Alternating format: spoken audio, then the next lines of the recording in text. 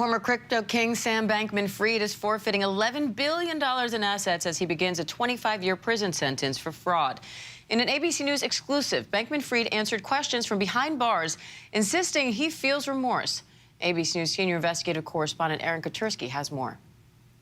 Sam Bankman-Fried's regret. 3 days after he was sentenced to 25 years in federal prison, the man behind one of the biggest financial frauds in American history told ABC News he never intended to hurt anyone or take anyone's money. But he did take money, a lot of it. Bankman-Fried used $8 billion of customer funds from his crypto exchange FTX to prop up his failing, privately controlled hedge fund. In written responses provided exclusively to ABC News, Bankman-Fried said, "I never thought that what I was doing was illegal, but I tried to hold myself to a high standard, and I certainly didn't meet that standard." The judge determined otherwise, saying at sentencing Bankman-Fried knew it was wrong. He knew it was criminal. He regrets he made a very bad bet about the likelihood of getting caught.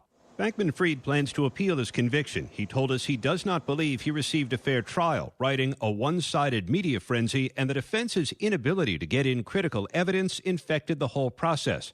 But Bankman-Fried concedes, "I was responsible for what happened to the company," adding, "I made a series of bad decisions in 2022. They weren't selfish decisions or selfless decisions. They were just bad ones." Reflecting on those decisions from behind bars, Bankman-Fried told us, "I've heard and seen the despair, frustration, and sense of betrayal from thousands of customers." He said, "I felt the pain from my coworkers as I threw away what they poured their lives into, and from the causes I supported as their funding turned into nothing but reputational damage. I'm haunted every day by what was lost." And Diane, Bankman-Fried would not talk about one thing, and that's his life behind bars. He said he appreciates the human interest in him, but this isn't about me or my feelings, he says. It's about the people who have been hurt and what can be done to help them. Diane? ABC News senior investigative correspondent Aaron Katersky, thank you.